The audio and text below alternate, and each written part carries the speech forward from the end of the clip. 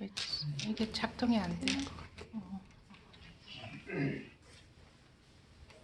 이제 세상은 언제나처럼 어렵고 힘든 그런 환경이지만 또 성탄 주간 이 예배 오신 여러분 모두를 환영하고 예수 그리스도 이름으로 사랑하고 축복합니다. 오늘 또 주신 그 은혜의 말씀 속에서 크신 은혜를 받으시기를 축원합니다. 오늘 말씀 보겠습니다. 누가복음 2장 1절에서 20절 말씀을 교독하시겠습니다. 제가 먼저 읽겠습니다. 신약 88쪽이네요. 그때 가이사 아구스도가 영을 내려 천하로 다 포적하게 하라 하였으니 이 요셉은 그리스도가 그냥 천국이 되었을 때 처음 된 것이라. 모든 사람이 포적하러 각각 고향으로 돌아가매 요셉도 다윗의 집 족속으로 갈릴리 나사렛 동네에서 유대를 향하여 베들레헴이라 하는 다윗의 동네로 그 약혼한 마리아와 함께 포적하러 올라가니 마리아가 이미 잉태하였더라. 거기 있을 때 해산할 날이 차서 첫 아들을 낳아 강보로 싸서 구유에 두었으니 이는 여관이 있을 곳이 없음이러라. 그 지역의 목사들이 가문 밖에서 자기 안대를 지키더니 주의 사자가 곁에 서고 주의 영광이 그들을 두루 비추매 크게 무서워하는지라. 천사가 이르되 무서워하지 말라. 보라, 내가 온 백성에게 미칠 큰 기쁨의 좋은 소식을 너희에게 전하노라. 오늘 다윗의 동네에 너희를 위하여 구주가 나셨으니 곧 그리스도 주시니라. 너희가 가서 강보에 쌓여 그 위에 누워 있는 아이들을 보리니 이것이 너희에게 표적이니라 하더니 호련히 수많은 천군이 그 천사들과 함께 하나님을 찬송하여 이르되 지극히 높은 곳에서는 하나님께 영광이요 땅에서는 하나님 기뻐하신 사람을 중에 평화로가 하리라. 천사들이 떠나 하늘로 올라가니 목자가 서로 말하되 이제 베들레헴으로 가서 주께서 우리에게 알리신 바 이 이루어진 일을 보자 하고 빨리 가서 마리아와 요셉과 그 위에 있는 아이를 찾아서 보고 천사가 자기들에게 이 아기에 대하여 말하는 것을 전하니 듣는 자나 목자들이 그들에게 말한 것을 놀라게 마리아는 이 모든 말을 마음에 새겨 생각하니라. 목자들은 자기들에게 이런 바와 같이 듣고 본 모든 것으로 인하여 하나님께 영광을 돌리고 찬송하며 돌아갑니다. 아멘. 크리스마스는 정말 오래전부터 많은 인류의 가장 큰 축제가 되었는데 예수님이 이제 태어나심으로써 이제 역사의 주인공이 하나님이시다라는 것을 확실히 해주신 그런 날인 것이죠. 크리스마스 때는 심지어는 적군들하고 전쟁 중에서도 크리스마스 이브 행사를 위해서 전쟁을 멈추고 크리스마스를 축하하고 그렇게 했던 많은 일들도 있고 또 크리스마스의 기적이라고 하는 다양한 아름다운 이웃에 대한 사랑과 헌신들이 전해져 내려오고 있습니다. 이 그 로마 황제는 이제 로마 시대에는 너무나 많은 지역 이제 다스리는 나라들이 많았기 때문에 보통 5년이나 10년마다 한 번씩 황제가 정하는 해가 되면 고향으로 돌아가서 모두 다 인구조사를 한 번에 해야 돼요. 거기서 빠지면 큰 벌이 옵니다. 그래서 로마에 속한 모든 이제 속국 나라들은 이제 장정들, 군인으로 쓸 수 있는 모든 사람들은 이제 어디에 살든지 자기 고향으로 돌아가는 일이 생기는데 어마어마한 일이죠. 말하자면 중동 지역 전체에 아주 무지무지한 인구의 이동이 장관이 일어나죠. 그래서 갈릴리에서 산 나사렛의 요셉과 마리아도 대략 130km 정도 멀리 떨어진 데서 고향인 베들레헴으로 이제 돌아가야만 하는 것이에요. 정말 먼 거리예요.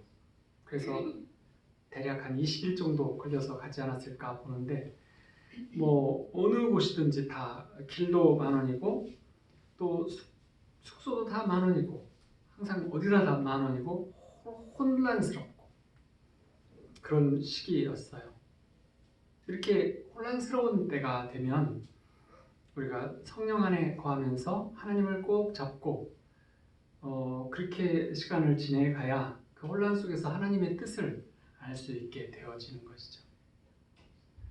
5절에 보면 약혼한 마리아와 함께 호적하러 올라가니 이미 잉태하였더라. 해산한 날이 차서 처다들으라. 강보에 쌓여 구유에 누였으니 이는 여관에 있을 곳이 없음이라라.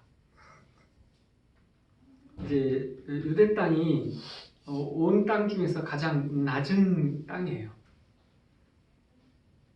인류가 사는 지역을 중심으로 보면 중심에 속하는 곳이고, 그래서 중동이잖아요. 지중해이고, 그 중심이라 동서양이 만나는 중심이고, 이제 유럽을 중심으로 생각하면 유럽과 또 아프리카와 인도 쪽 아시아와 그 중간에가 지중해이고, 말하자면 그런 거예요. 그래서 가장 중심인데 또 가장 낮은 땅이에요. 그리고 가장 힘이 없던 어떤 민족이, 작은 민족이 유대 민족이고, 그 중에서도 이제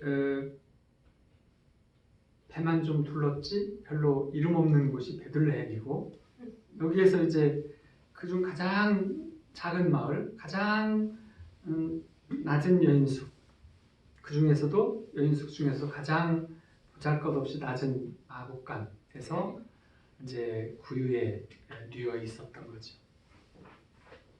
우리가 태어난 곳, 태어난 때, 자라온 환경, 이런 것에 대해서 운명이 힘들다, 나는 운명이 어쩌면 이렇게 힘들게 태어났냐 하고 자신을 억울해하고 불쌍하게도 여기는 경우가 많이 있어요. 좀 더 좋은 환경에서 태어났더라면, 좀 더 좋은 부모를 만났더라면, 이렇게 그러면서 자기를 불쌍히 여기고 자기의 현재를 합리화하기도 하죠. 하지만 아마도 예수님처럼 불쌍하게 태어난 사람이 없을 거예요. 그 장소나 환경도 마찬가지였지만 그 시절도 몹시 안 좋은 때였어요. 그 중에서 하필이면 그 호적을 조사하는 5년에 10년에 한 번씩 있는 그 해에 딱, 그리고 임신해서 그 배가 불러서 언제 날지 모르는 그런 상태에서 요셉이 마리아를 데리고 가지 아니하면 이제 그 엉뚱한 먼 곳에서 출산을 혼자 해야만 되는 상황이고 도움이 없는 그런 상황이기 때문에 정말로 배가 부른데도 그 마리아를 데리고 갔던 거예요. 아마도 아주 고생길이었을 거예요.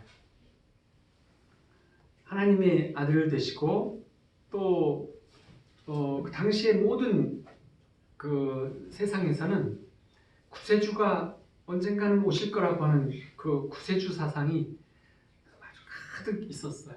유럽에는 언제나 그 구세주가 올 거야. 우리 동양에는 미륵불이 올 거야. 이런 사상이 있었잖아요. 그런 것처럼 메시아가 올 거라는 사상이 가득 차 있는 그때에 그런 하나님이신데 이제 그 출산하러 가는 길조차도 굉장히 험하고 힘든 그런 길인데 하나님이 가장 축복해 주시는 그런 사랑하는 사람이죠. 근데 그런 길을 가게 하는 거예요. 그래서 베들레헴에 갔는데 반겨주는 사람도 없고 방 한 칸도 없고 어디 의지할 데도 없고 그래서 가진 것도 별로 없고 그래서 가득 차 있기 때문에 할 수 없이 말이 있는 곳에서 빈 마국간에 거기서 이제 태어나서 그래서 이제 말구유에 누였던 거죠. 하늘에서 이 땅으로 내려오신 하나님의 아들 되신 예수님은 정말로 힘없이 이렇게 생겨요. 제가 초등학교 6학년 때쯤에서 언젠가 이쪽 지역에서는 가장 이렇게 독수리를 닮은 것이 있어요. 보통 독수리라고 부르는 그거를 이제 바깥에 덤불에 걸려 있어서 그거를 이제 생포를 해가지고 집에 와서 여러 가지를 잡아다가 막 많이 주었는데 한 10여일 지나니까 죽었어요. 정말로 먹지도 잘 않더라고요. 그때가 그 개구리 같은 것이 있을 때인데 많이 잡아다 주었는데 생으로 줘서 뭐 삶아도 주고 뭐 이렇게 했는데 시름시름 하나 죽었어요. 근데 나중에 안 것은 뭐냐면 날라야 되는데 마음껏 날아다녀야 되는데 묶어놨기 때문이라는 거예요. 예수님도 하나님의 아들로 이 땅에 내려오셔서 고난과 힘든 속에서 태어나셔서 그렇기 때문에 너무나 많은 출생에서부터의 험난하고 고통과 아픔과 고난을 삶을 사셔 오셨기 때문에 우리가 작은 신음을 해도 응답을 해주실 수 있는 분이신 거죠. 히브리서 2장 18절에 보면 그가 시험을 받아 고난을 당하셨은즉 시험받는 자들을 능히 도우실 수 있느니라. 우리가 시험당하고 힘들고 고통스러울 때 그분이 능히 도우실 수 있어요. 예수님이 이 땅으로 내려오신 것에는 하나님의 겸손하심, 하나님의 우리를 사랑하심, 하나님이 우리를 불쌍히 여기심, 그리고 그것을 실천하시는 자비가 가득 찬 그런 일이었어요. 그래서 이 험하고 낮은 곳에 내려오셔서 이 고통을 다 받으신 이유는 우리를 사랑하시기 때문이죠. 우리를 위해서 헌신하시겠다는 것이었어요. 그것이 그분이 가진 사랑의 크기였어요. 세상에서 욕심을 가진 사람들은 다 서울로 올라가려고 애를 쓰잖아요. 엊그저께 어떤 프로에서 보니까 서울 공기를 한번 마시고 싶어요 이런 사람도 있던데 혹시 못 놀라시는군요. 하나님의 아들은 하늘에서 땅으로 내려오시기로 결심을 하신 것이죠. 하나님이 세상을 이처럼 사랑하사 독생자를 주셨으니 그를 믿는 자마다 멸망하지 않고 영생을 얻게 하려 하심이라. 이 말씀이 우리를 감격하게 하죠. 우리가 뉴스를 이렇게 보면 하나님의 아들의 목숨과 바꿔야 될 만한 세상인가 고민을 하게 돼요. 또한 우리도 이런 세상을 위해서 우리의 모든 헌신과 이런 것들을 해야 하나 이런 생각이 들 때가 있잖아요. 매일 보는 폭력, 거짓과 혼란과 어떤 권세와 탐욕 이런 것들이 판치는 세상, 정말 우리의 목숨을 내놓을 만한 가치가 있는지 하는 생각이 들게 돼요. 그렇지만 그런 이 땅을 위해서 그 땅에 사는 우리들, 가치 없는 우리들을 위해서 목숨을 내놓은 예수님의 위대함을 우리는 때때로 십자가와 함께 묵상해야 합니다. 그래서 그런 이 땅을 위해서 우리를 위해서 목숨을 내놓으시는 아들의 목숨을 내주시는 하나님, 높고 놀랍고 위대한 사랑이신 것이죠. 그래서 그분이 그런 헌신하신 사랑을 주심으로 인해서 이 땅에서 험한 세상에서 살아가는 우리의 생명들을 구해 주신 것이에요.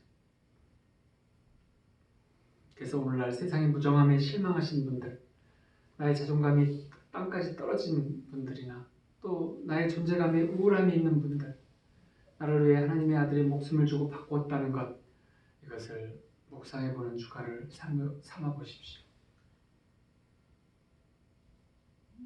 우리 성탄 찬송으로 가장 많이 부르는 고요한 밤, 거룩한 밤, 하나님의 아들이 탄생하는 이 고요한 밤, 아마도 이제 왕제도를 가진 나라에서 왕자가 태어났다고 그러면 아마 전 세계 매스컴들이 다 보도를 해요. 어떤 왕이 이제 영순인 왕자를 태어났다 이렇게. 하지만 하나님의 아들인 예수님이 이 땅에 태어나실 때는 세상에서 아무도 몰랐어요. 그렇다고 해서 그 위대함이 떨어지는 것도 아니고 정말 이 땅에 조용히, 말하자면 하늘에서 내리는 눈처럼 조용히 와서 쌓인 눈이 온 세상을 하얗게 덮어주잖아요. 가장 정말 위대한 것은 조용히 이렇게 사람들 모르게 이루어져요. 밤과 낮이 조용히 바뀐다든지 계절이 조용히 바뀌고 그러면서 우주의 질서를 지키는 것처럼 우주의 주인이신 예수님도 조용한 밤에 태어나셨어요. 온 세상이 조용한, 아무도 모르는 그때. 인간 세상은 항상 시끄러워요. 그래서 우리가 만든 모든 것들 아주 시끄러워요. 제가 한의대에 들어갔더니 우리 충청도 사람들은 별로 시끄럽지 않잖아요. 거시기만 맨날 말하고 시끄럽지가 않아요. 모이면 조용조용히 해요. 좀 큰 소리가 나면 시끄러운, 왜 그러지? 싸우나 봐, 화났나 봐 이러는데 경상도 사람들이 서너 명이 이렇게 모여서 막 대화를 하면 점심시간 이럴 때 떠들면 저게 싸우는 것인지 지금 안 싸우고 즐거워서 저러는 것인지를 알 수 없었어요. 근데 이제 그보다 좀 더 센 사람들이 있는데 화교들, 중국인들도 몇 있었는데 양반들이 모이면 더 시끄러워요. 제가 중국어 해볼까요? 얼마나 시끄러운지. 저들은 싸우고 있어. 그래서 가보면 웃고 있어요. 웃으면서 막 얘기하는데 막 기운이 넘쳐서 막 정신없이 말하고 있어. 그래서 참 다양하다 이렇게 생각했는데 인간들은 소리를 죽이고 조용하게 이렇게. 그래서 정말 큰 병에 걸린 사람들은 바닷가로 산속으로 가서 조용한 고요 속에서 살려고 하잖아요. 영적으로 성숙한 사람들은 대체로 조용해요. 성숙지 못한 사람들은 말이 많고 세상의 어떤 냄새를 풍기는 거친 말들을 많이 이렇게 내요. 그러니까 옳다, 그르다, 이쁘다, 미흡다 이거를 따지는 거죠. 그리고 부정적인 말들로 상처, 관계, 시끄러운 소리, 안 해도 될 소리, 쓴 소리 이런 것들로 인해서 서로가 시끄러워져요. 영성훈련이라는 건 영성훈련의 훈련을 따로 하는 데를 가보면 첫 번째 훈련은 침묵하기를 훈련시켜요. 침묵을 잘할 수 있으면 영성훈련이 되는 거예요. 그래서 침묵하고 묵상하고 그래서 저 내면에서 세상과 주님을 듣는 방법을 배우는 거죠. 내면으로 듣는 것 굉장히 중요해요. 여러분들 한번 들어보세요. 내면으로 세상 사람들의 말과 하나님의 말씀을 들어보세요. 그러면 하나님에게 더 가까이 가는 그 늘 하나님을 이렇게 바라보는 세상과 떨어져서 하나님만을 바라보는 그런 삶이 시작이 되고 가능해져요. 훈련은 침묵 훈련. 하고 싶은 말을 닫고 침묵하고 생각을 해요. 하나님께 보고해요. 하나님께 들어요. 해결책을. 그리고 하나님과 해결해요. 십자가 밑에 내드려요. 그리고 예수님으로 해결하게 성령께서 해결해 주시도록 하고 나는 조용히 기다리는. 그래서 영적인 사람들이 조용해요. 근데 하나님도 이 세상을 축복하실 때도 조용히 매우 조용히 일하세요. 그리고 그렇지만 엄청난 권세와 능력으로 일을 하시죠. 아기 예수 탄생의 첫 증인이 목자들인데 목자를 선택하신 것은 참 특별한 일이고 재밌는 일이에요. 이방 종교나 이방 신들을 섬기는 당시 그 주변의 민족들은 신에게 절을 하거나 이제 신 앞에 나가서 아뢰을 때도 두려워했어요. 무슬림들은 신에게 절할 때 이마를 땅에 두드리며 절을 해요. 왜 두드리는지 아세요? 두려워함으로. 힌두인들은 제물을 바칠 때 아주 두려워하며 드려요. 율법 시대 유대인들도 제사장에게 대신 들어가 제사를 드려달라고 할 때 자기 죄를 받을까봐 두려워했어요. 그렇지만 우리 말구에 누워서 새근새근 잠자고 있는 아기 예수를 목자들이 가서 보고 두려워했을까요? 그야말로 누구나 가까이 다가갈 수 있는 아기 예수님. 정말 보면 사랑스럽고 친근하고 뭔가 이렇게 가까이 가서 손이라도 한번 잡고 싶은 바로 하나님께서 우리를 향하신 친밀감을 주시는 장면이에요.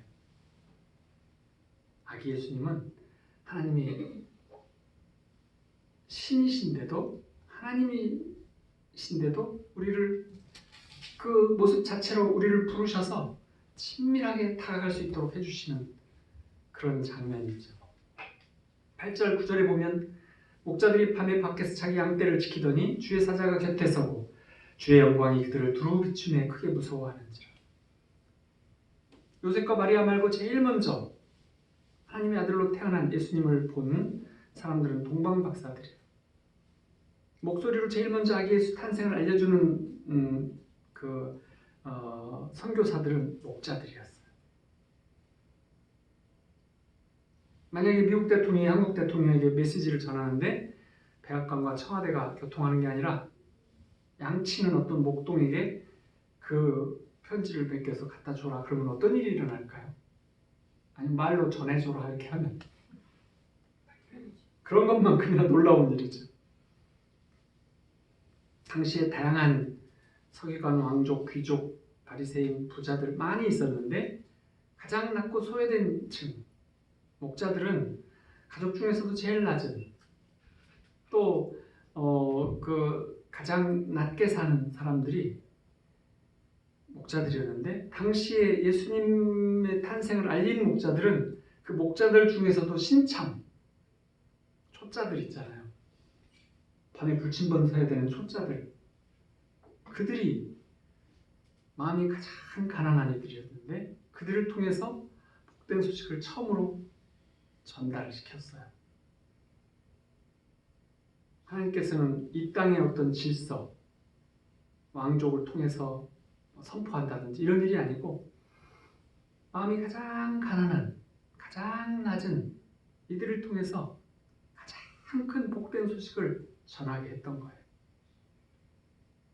여기서 또 한 가지 살펴봐야 될 것은 몇 달 전부터 별을 따라서 1000km 넘게 따라온 동방박사들 아마도 여러 사람들이 있는데 이쪽에 그 아라비아 반도에 있던 에집트 쪽이거나 아니면 에티오피아 또 아라비아 쪽에 있었던 사람들일 거라고 보는 그 이제 천문을 하는 전문가들.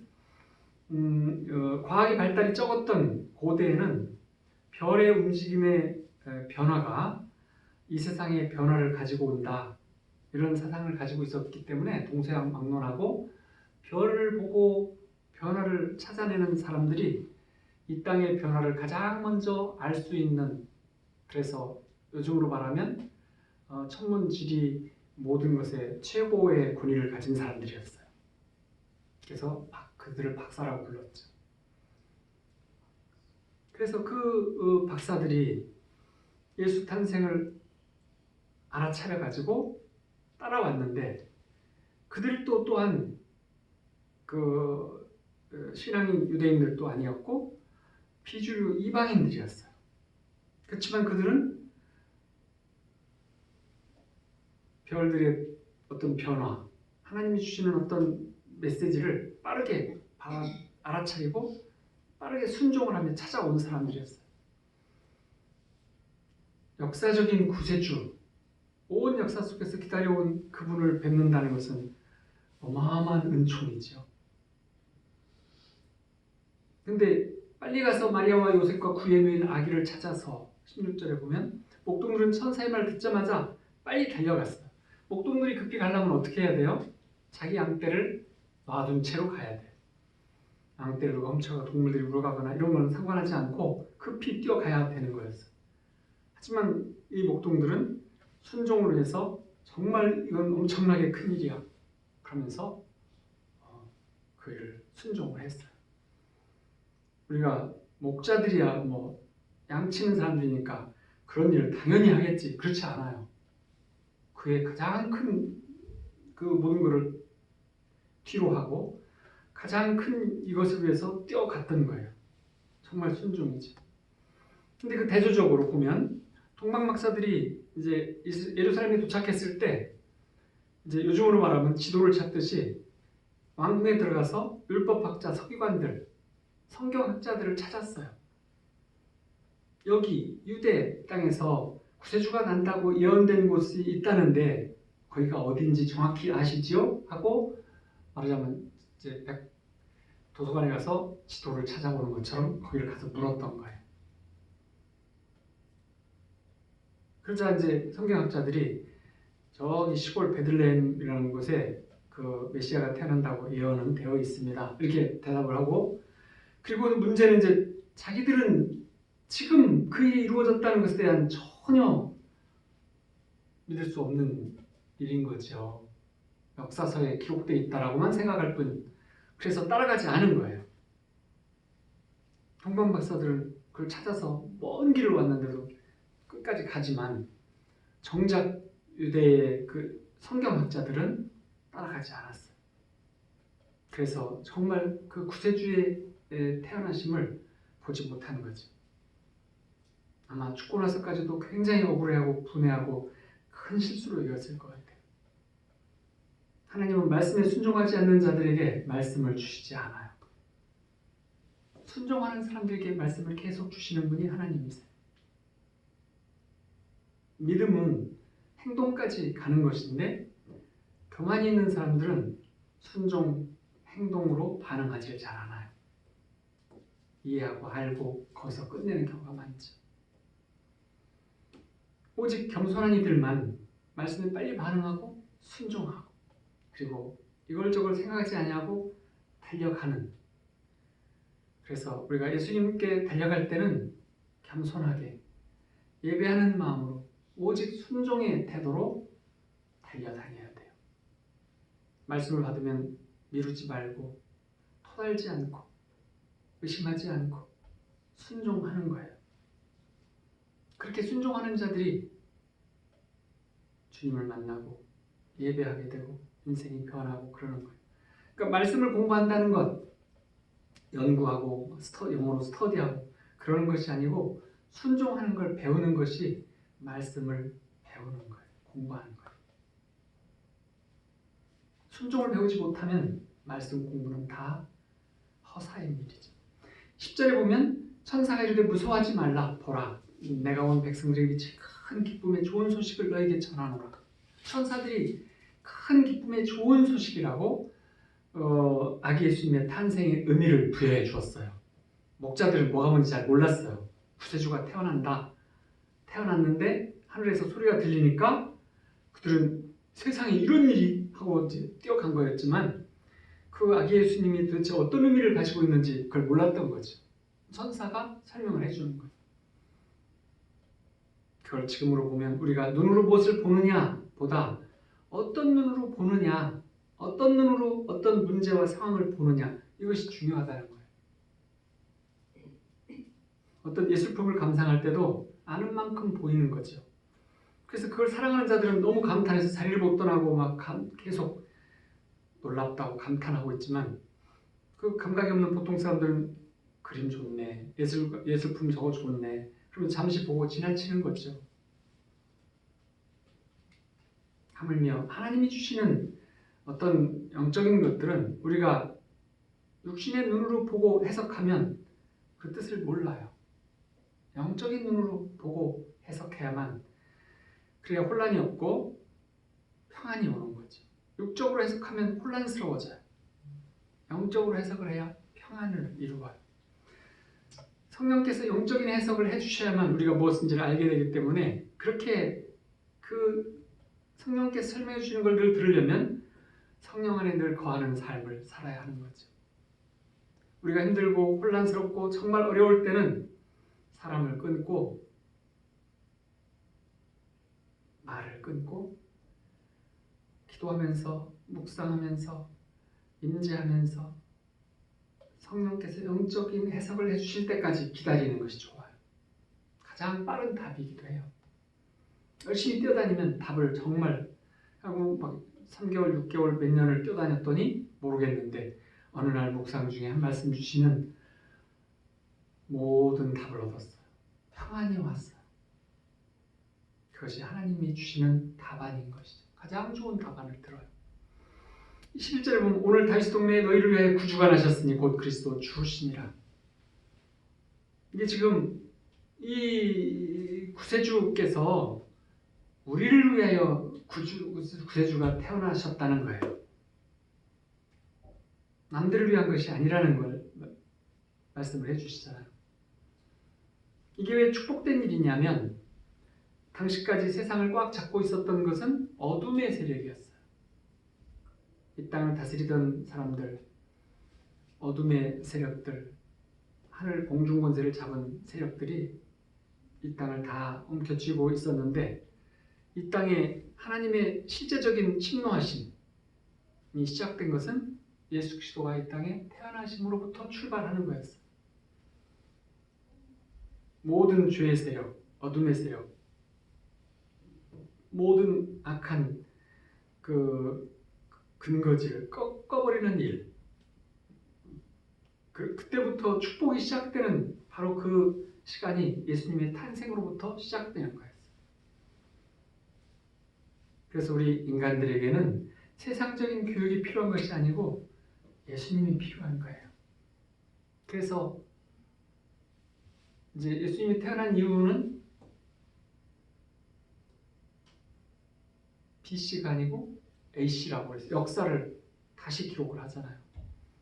지금이 2020년이라고 하잖아요. 예수님 태어나신 지 2020년쯤이라고 그렇게 우리가 시간을 측정한 기억하는 거죠.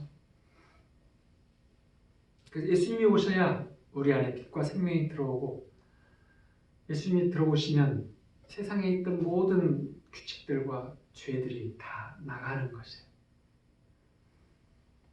21절에 보면 할례할 8일 되매 이름을 예수라 하니 곧 잉태하기 전에 천사가 일컬은 바로라.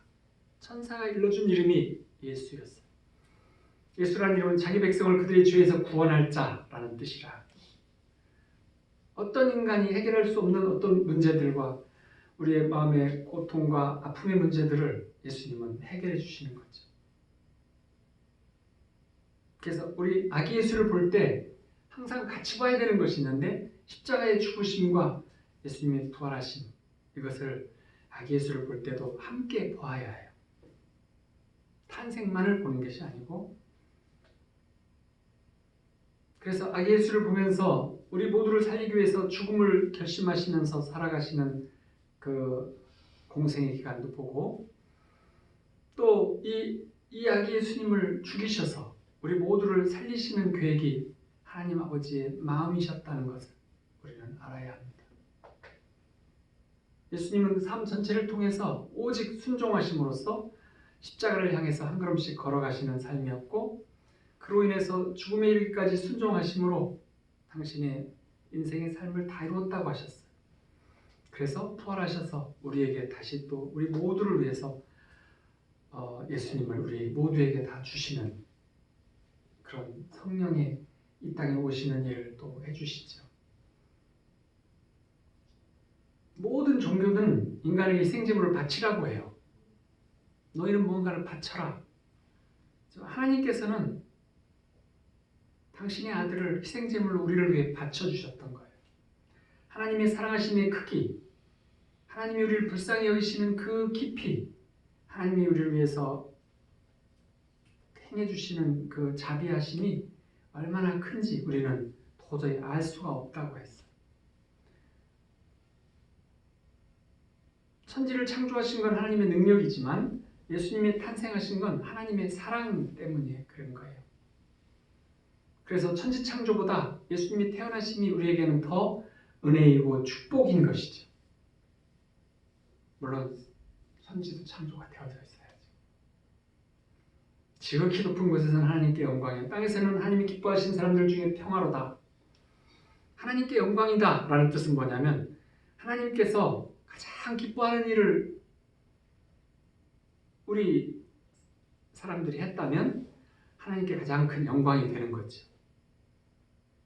예수님께서 이 땅에 태어나셔서 이제 십자가에 죽으시고 부활하실 때까지 그 하나님의 아버지인 것을 보여주시는 삶을 살게 하시는 그 일이 하나님께서는 가장 기뻐하시는 일이었어요.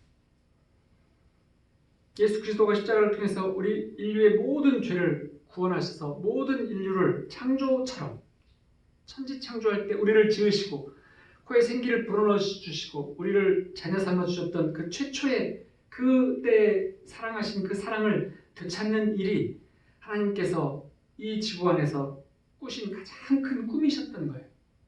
그 꿈을 이루시기 위해서 예수 그리스도가 이 땅에 태어나신 거죠.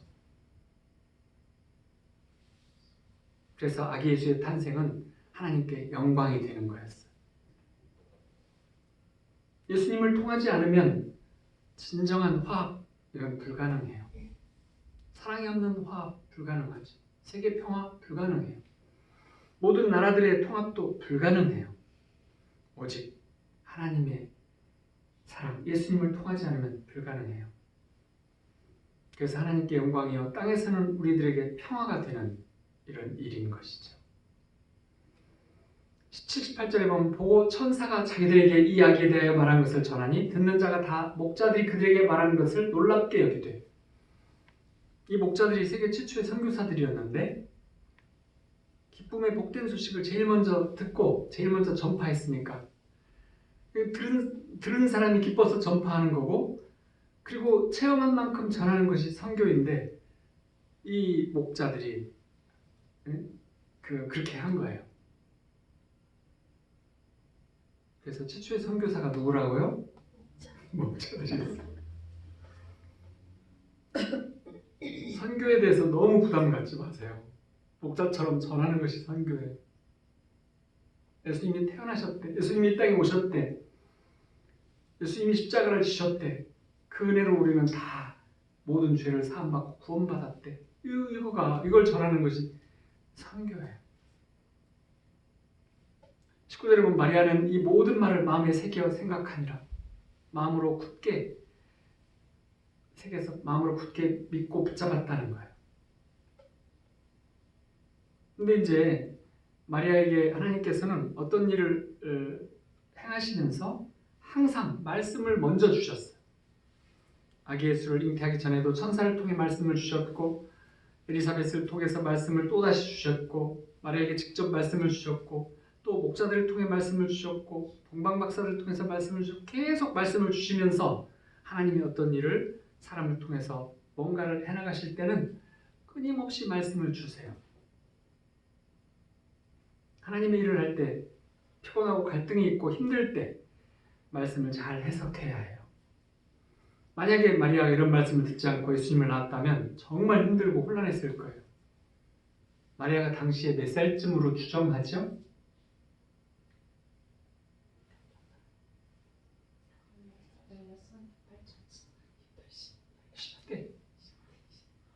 10대 아가씨였어요.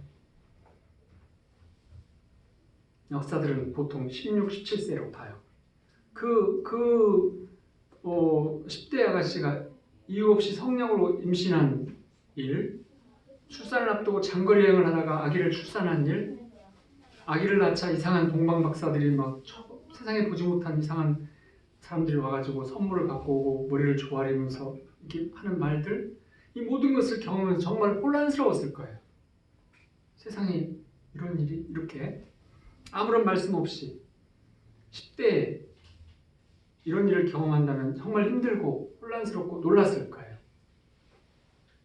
하나님께서는 그걸 잘 아시기 때문에 말씀을 못 들은 채 혼란스러운 현실들을 여러 가지를 경험하면 공황이 오는 거죠. 정말로.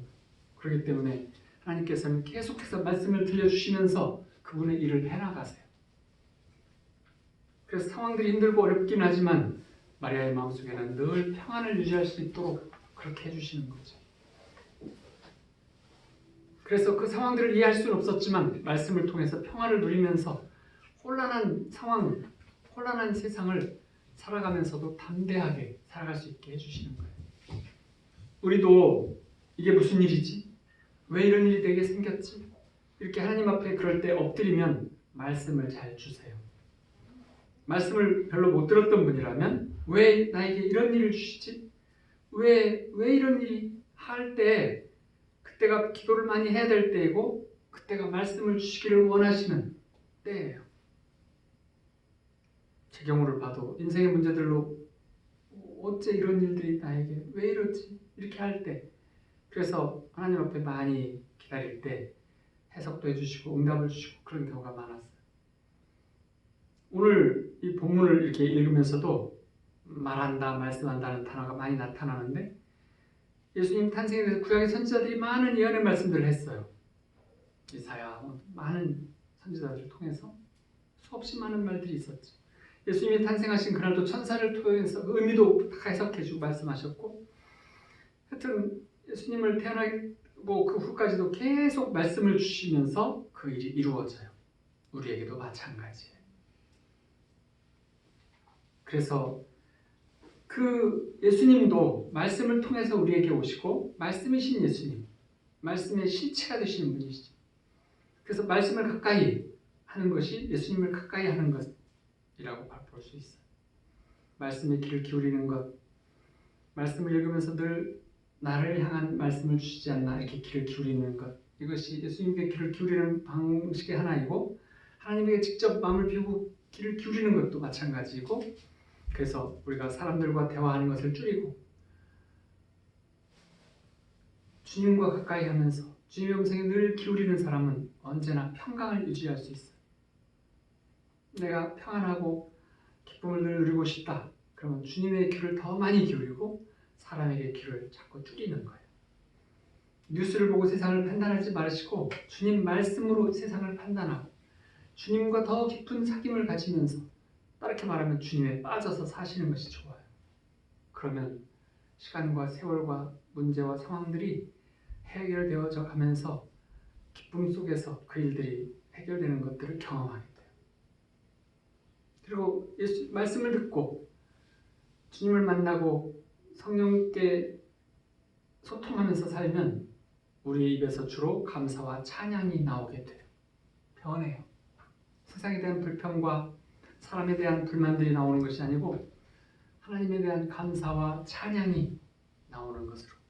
그래서 20절에 보면 목자들은 자기들에게 이르던 바와 같이 듣고 본 모든 것으로 인하여 하나님께 영광을 돌리고 찬송하며 돌아가니라. 목사들이 찬송을 하면서 돌아갔어요. 목자들이 누구라고 그랬죠? 최초의 선교사들. 선교사들이니까 찬양하고 돌아가는 건 당연하죠. 그래서 이 사람들이 예수님에 대한 하나님의 예언을 말씀을 들었고 아기 예수님을 보는 경험을 하고 그리고 나서 우리가 기다리던 구세주를 우리는 보았다. 확신이 들자 그 입에서 찬양이 터져나왔어요. 찬양만 터져나왔을까요? 가면서 감사가 찬양과 감사가 터져나왔기 때문에 복음을 전하게 되는 거예요. 구세주가 태어났다 이렇게 말하고 다니는 거죠. 세상 사람들은 왜 크리스마스 캐롤을 부르는지 모르는 채로 캐롤을 부르고 다니잖아요. Sings through those 이렇게 하면서. 근데 우리들은 왜 하나님을 찬양해야 되는지, 왜 우리 입에서 찬양과 감사가 나와야 되는지 알고 있어요. 우리가 예수님을 만났기 때문이죠. 가난하고 힘들고 어려운 그런 일들 속에서도 환경 속에서도 우리 안에서 찬양이 흘러나오시기를 축원드립니다. 천사들이 찬양하니까 목자들도 찬양했어요. 그 찬양이 로마 전체가 찬양하고 전 세계로 찬양이 번져나가면서 예수님을 향한 찬양이 온 세계로 지금까지 끊이지 않고 찬양과 감사가 이루어지는 것이죠. 그래서 우리도 살아계신 예수 그리스도의 은혜를 날마다 붙잡고 그리고 감사와 찬양을 입으로 전하면서 평강과 기쁨 안에서 사는 그래서 사랑하는 여러분 우리 모두 말씀의 귀를 늘 기울이면서 예수님과 친밀하고 감사와 찬양으로 늘 승리하는 삶을 사시기를 축원드립니다. 우리 함께 기도하겠습니다.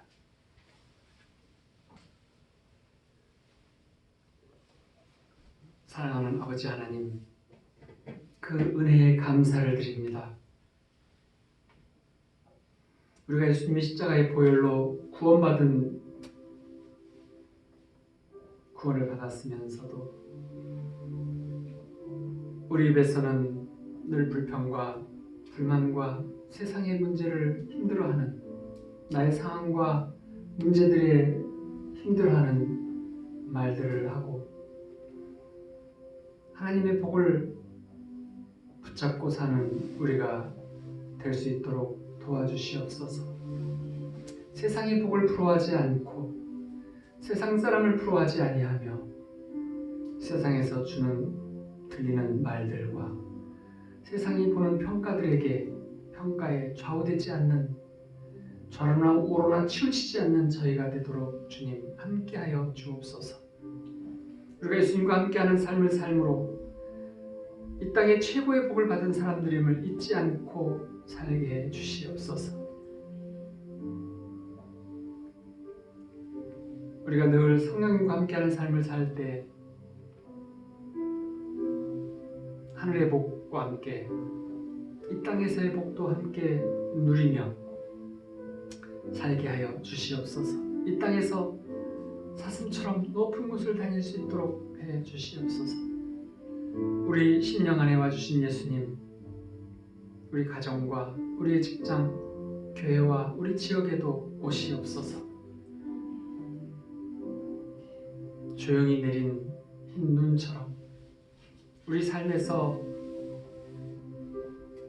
완전한 빛으로, 완전한 생명으로, 축복의 삶으로, 모든 마귀의 계보를 밟는 삶으로 우리를 삶을 바꿔 주시옵소서. 성령께서 우리에게 함께 해주심으로 나의 변화를 주님 주시옵소서. 내 성품의 변화를 주시옵소서. 성령의 열매들처럼 우리의 모든 이 땅에 사는 삶의 무기처럼 성령의 열매들을 주셔서 우리의 성품이 아버지의 성품을 닮아갈 때 예수님의 성품을 닮음으로 이 땅을 넉넉히 이기고 사는, 이 땅을 넉넉히 영향을 주며 사는, 이 땅을 넉넉히 이끌고 가는 귀한 삶으로 주시옵소서.